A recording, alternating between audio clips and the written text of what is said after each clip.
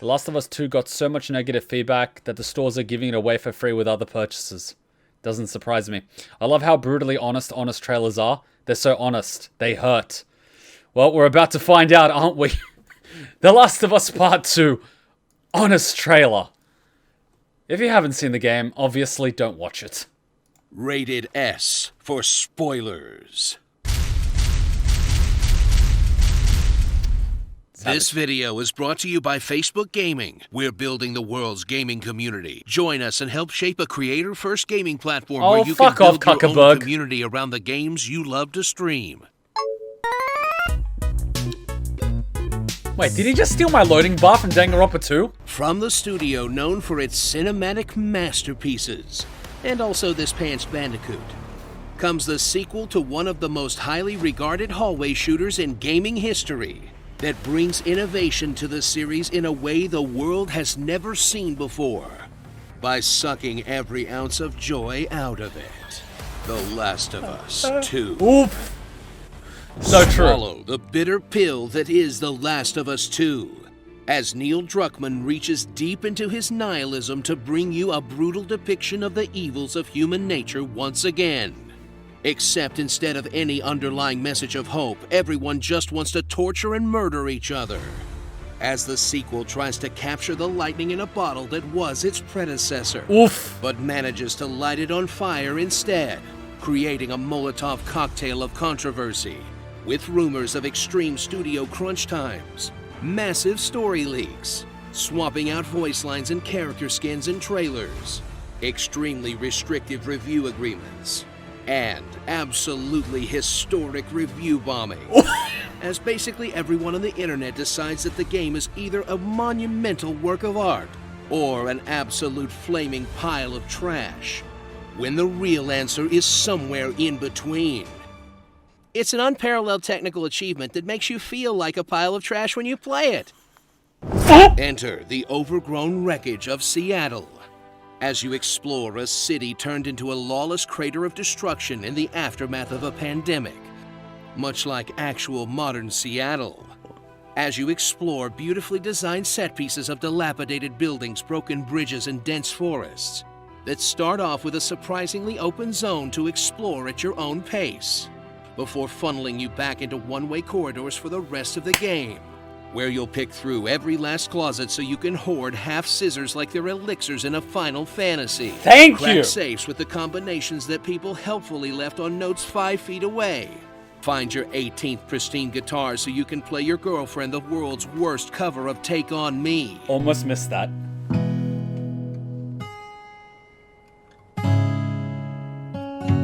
And solve environmental puzzles designed so they can show off their rope physics tech, while the hint button screams at you to move along so you can get to the next cutscene about savagely beating someone to death, as the game's incredible acting, animation, and environmental design do their best to cover up for the fact that this entire series is basically Dark Uncharted. Crush yet another dog's skull in the graphic combat of The Last of Us 2, as the already gruesome executions of the previous games are given the best treatment money can buy, and your horrendous murders are rendered with extreme detail, which would probably be more effective if we hadn't all been desensitized for the past 2 decades to think this stuff is awesome.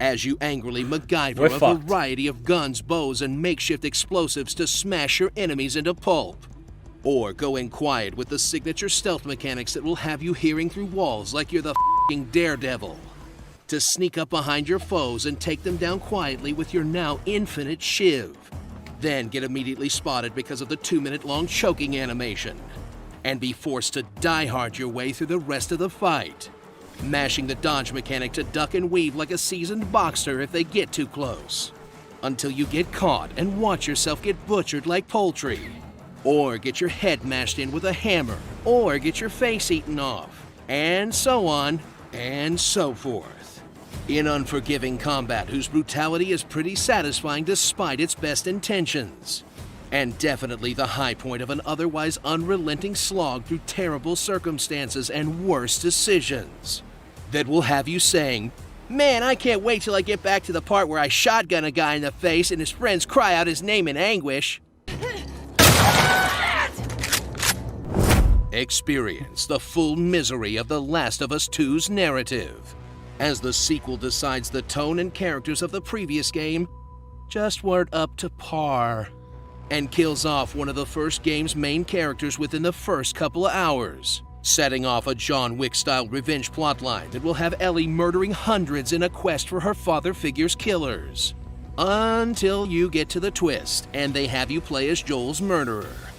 Then expect you to be sympathetic because she decides to not kill some kids, I guess? Which would have had more impact if the game wasn't based on you mowing down literal platoons of people and then torturing them for information.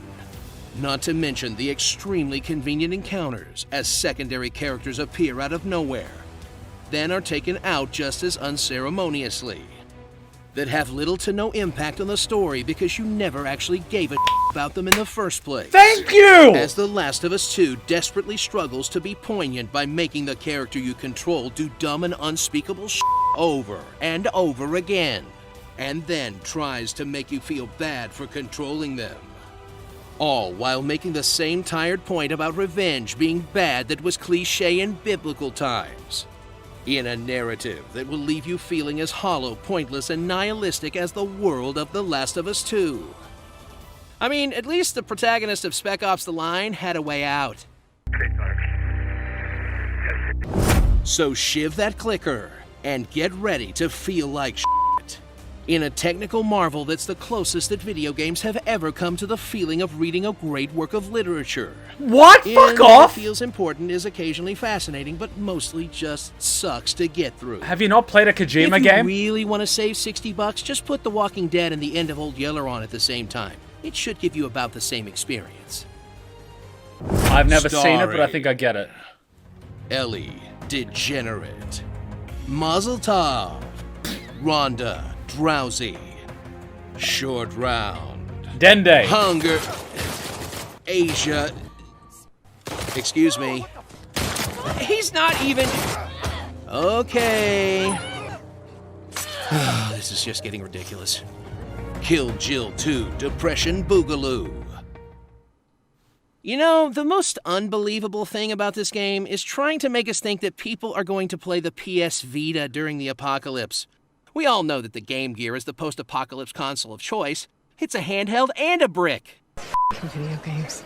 This video is brought to you by Facebook Gaming. We're building the world's gaming community. Fuck Join us and help shape a... Zuckerberg.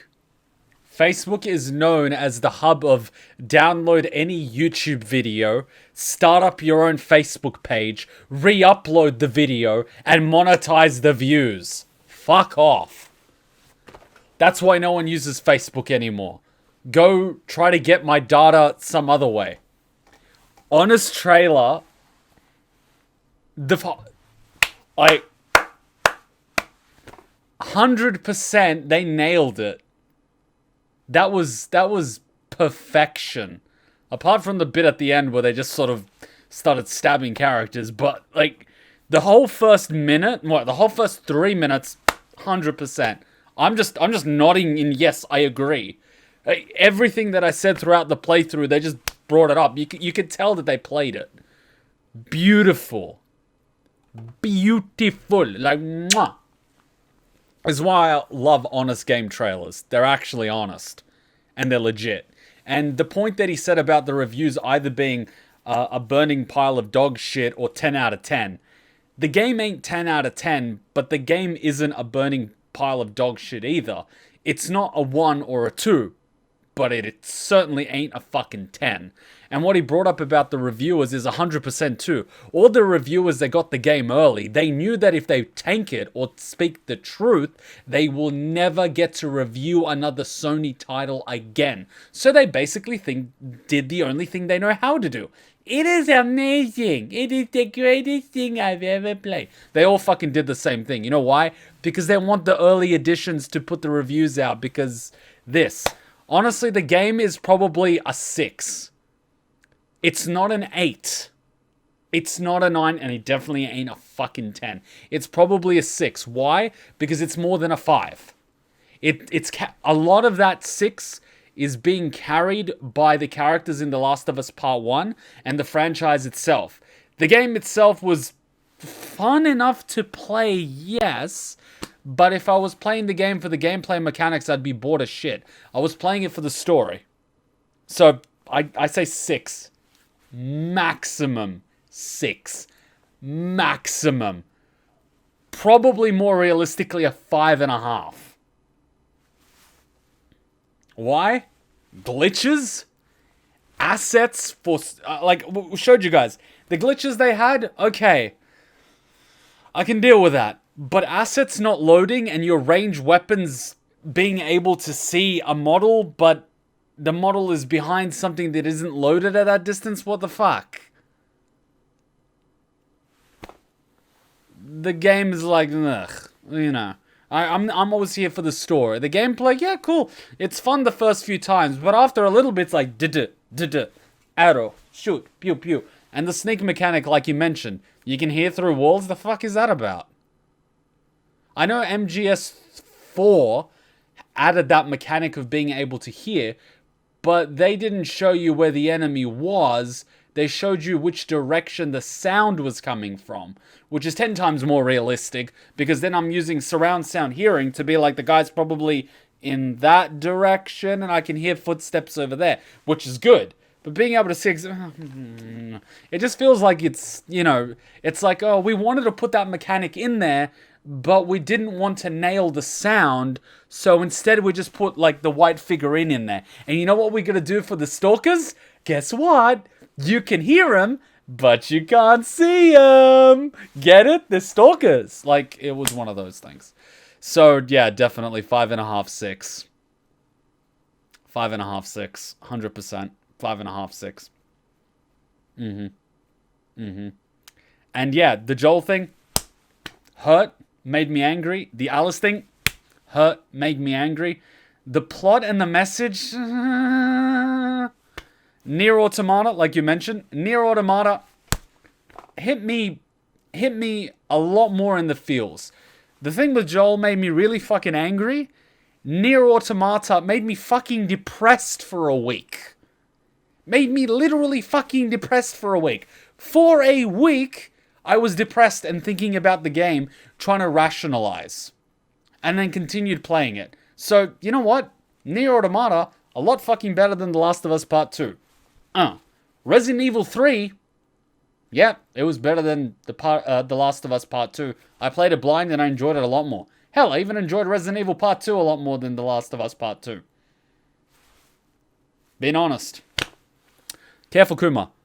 A few people are getting booted for criticizing this game. What, I'm gonna get banned on Twitch for speaking the truth? Okay. I'm not... I don't get any early CDs or any early copies. I'm not big enough for that. So, like, at this point, I lose nothing. And if everyone that gets an early copy literally has to suck the company's dick, I don't think their opinion is honest to begin with. If they're not reviewing the game, then what's the point of their opinion? Their opinion loses all merit. So I'd rather keep a little bit of integrity and honesty. I'll just buy it at the store. I'll pay the 60, 70 bucks and buy it at the store. And I'll be honest about it. YouTube videos got taken down for simply showing or talking about the memes. If my video gets taken down, I'll do a counter claim. I mean... I'll do what I have to do. Alright, next up is Game Sins. Everything wrong with The Last of Us Part 2. Bro, don't get the idea of them getting criticized your fault. I don't think it's my fault for criticizing the game. I criticize games and franchises that I like. I mean, I'm not one of those people that sugarcoats it. Man, I fucking criticize games that I love to death. I'm not about to, lie just because I like a company or a developer. That's not what I'm about. That reminds me, Kuma. You hear how Naughty Dog was exposed to sending emails to reviewers to raise the score? Man, it doesn't surprise... Remember when they showed that list of reviewers? and that one girl came up, everyone knows that she basically gives 9 out of 10s and 10 out of 10s. Like, I know, I followed her for a little while, and I noticed the pattern. But anyway, it doesn't really matter. Look, like, I get it. I get it. They're not reviewers. They're advertisers. But instead of them getting paid to advertise the game, they get an early copy so they can review it, and their payment is the revenue from their review being available before the game. I get how it works. Which is why I don't respect them. Because they're willing to lie for a paycheck.